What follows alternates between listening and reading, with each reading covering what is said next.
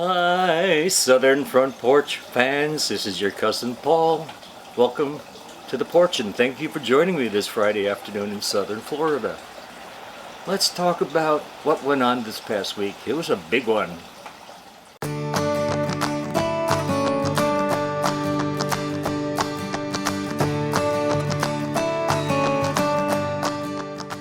Was I told on no uncertain terms?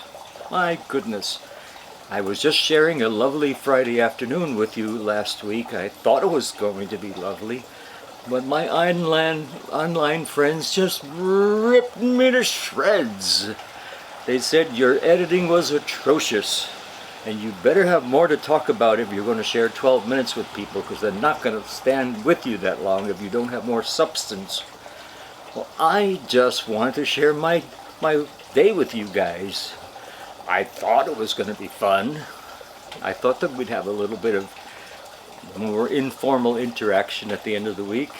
But boy, my editing skills are atrocious. I need to clean up my act. Well, you know what? I will try. You know what? I think I'm not going to say that I've ever been a graphic artist. I'm just a guy who likes to spend time with his friends around the world in a medium that lets me reach you all in a manner that's very, very personal. And I thank you for tuning in again. If this is an abortion in the editing techniques of video, I do apologize. But what you get from me is heart. I've got miles of heart, and I want to share it with you now. I'm just a gay guy trying to make some sense of this world, and it ain't easy, it ain't easy. No, it's not, but you know that. Anyway, I was told to clean my skills up and give you a reason to tune in. So what you're going to do is tell me what reasons you tune into this show.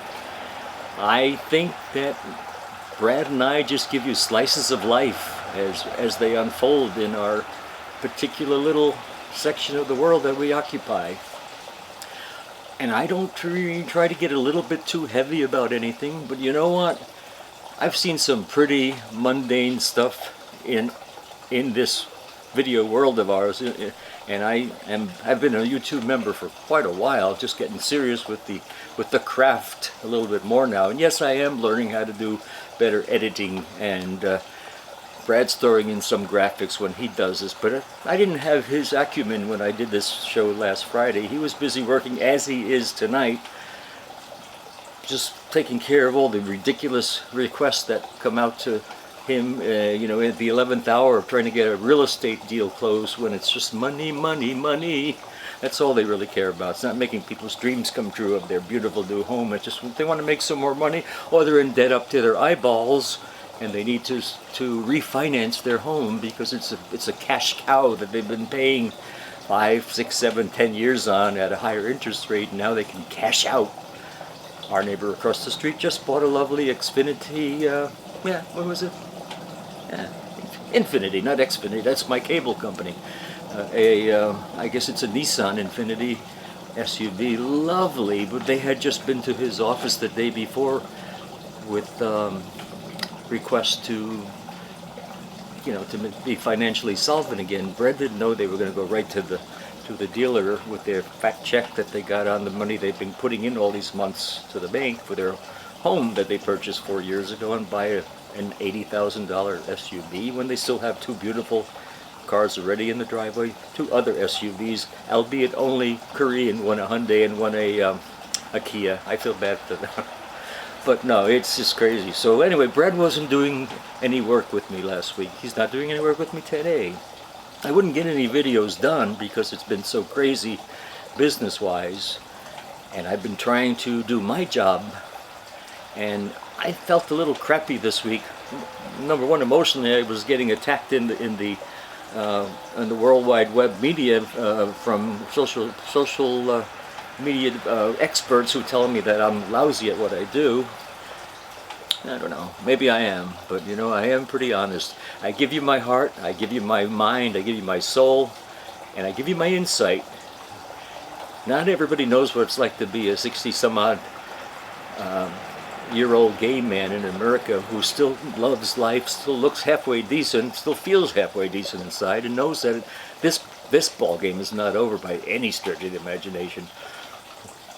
Who else would be buying a lovely home 700 miles away, completely redecorating it inside and outside for a whole new life that he's living? And I'd better live a hell of a long time because, yeah, absolutely, I'm not 28 doing it, so yeah, I'm going to have, this will be probably my last house before I go to a senior citizen life care center. And then eventually somebody presses the button and says, you have anything that you want to say to me before we press the button and send your old friend to the hereafter in ashes? Yeah, we'll give you on the other side when they cool down.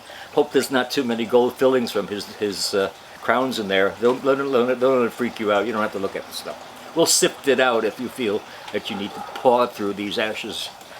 It's bone chips, basically. Anyway, yeah, so just to get motivated, I mean, if that's not a lesson in itself, just to know that life still has so many adventures inside, that you really can experience things on the bright side of life at any decade of your age and still feel marvelous. And I want to thank, oh, by the way, I had some good interactions today. I want to thank Ed in Amsterdam and William in Houston, who's so sweet lad. I hope he gets his job. He's a super guy, and he's a little worried now. He still has no water. He just came in from jogging and running around town. I guess it was above freezing in Houston today, and he had no water to shower.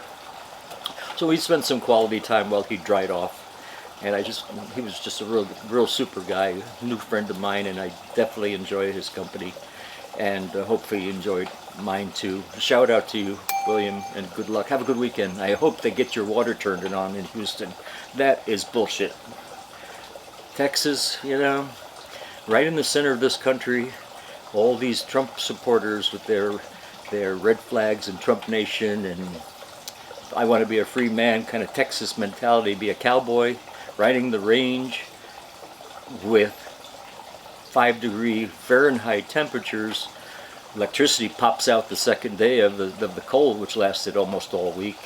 They just got their power back on today, and because the water was out, along with the power being out, the water purifying stations, they have a boil water order, and half of Texas doesn't have any potable water. That's ridiculous. So not only do you freeze your ass off for a whole week in record cold temperatures and snow and ice and whatever the freak they had there, now they can't even go out on a day that's maybe 37 degrees, get some fresh air for a change that wasn't bone chilling. So William goes out to run today and he comes home and there's no water. And he knew that before he got back to the house, but I mean it's crazy. A good, caring society needs to take care of its people. They really have to be cognizant of the fact that people are suffering. I mean, we want to be happy, and my buddy Bert at Summers in Alaska is very beautiful when he says, "Hey, happy peoples, good to see you again today." Yeah, well, they're in Fairbanks at 10 below zero, and they are happy because they do have water and electricity there. Alaska prepares, obviously, for it, but Texas, no. It would be the same thing if it happened in Florida. It would be the same thing if it happened in Southern California. I mean, Arkansas had 20 inches of snow from these 3 storms, these Armageddon winter storms they had this week, more than they've ever had in a season. Not in just 2 and 3 days apart, but yeah, in a season. Well, they have 20 inches in 4 days. It's crazy, and they're in sub-zero temperatures, and it's just been nuts. But Mother Nature's going to throw these things at you. I think in a first world country, I think probably that we should do a little bit better job in maintaining the status quo. Whether it's hurricane season, which they didn't do a great job after Hurricane Harvey in Houston either, but that's, we knew we were all focused on that. So yeah, they they were able to get those poles back in, even though people had to sit in, moldy homes for days and days and days. And then you saw rusting kitchen appliances out on the curb, and furniture and carpeting for weeks and weeks and weeks before they carted all that crap away. Oh yeah, but the people did get their electricity on, and probably after a few weeks they did have potable water. But it was 90 degrees then.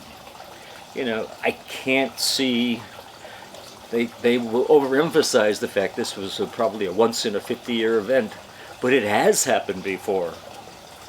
In 2011, they had a similar situation. In I think it was 1989, they had a very similar situation. In 1983, they had the worst situation. It was down, I think it was 8 below zero, something like that, in the Dallas-Fort Worth area. Well, they were 2 below one morning, which is horrible. But it's not the end of the world. And it just seems that we're great when everything's just sunny and bright, and we could just go about our business and feel like everything is just ducky love. But on this southern front porch, if I'm going to be freezing my ass off, I want to know that the heat is on in the house, at least when I go in there. And I want to know I can take a nice hot bath or hot shower if it's 40 degrees outside, or even 25 degrees outside. It's not that much to ask. And I don't understand the philosophy behind our nation being so cavalier about saying, well, these things are so rare, you can't plan for that. When are we ever going to? And I know we just came through a horrible COVID pandemic, which really only certain segments of this population have ever felt, and that's due to our equality in the American landscape too. If you're black and Hispanic, you probably had a hell of a lot more chance getting COVID in the first place. I don't know anybody in my neighborhood who's even had somebody who knows somebody who had COVID. So it's kind of disparities of groups in this country really sucks. And I don't know if we're getting better. I don't think we are, but at least we have maybe leadership who's maybe a little bit more empathetic, albeit almost an 80-year-old man. But he's got a heart, unlike the winner out there with the Trump nation in the heart of the state of Texas too, with his lovely friend Ted Cruz, Senator Cruz, who's, I guess he was off in Puerto Vallarta or Cancun during the height of the cold spell in Texas.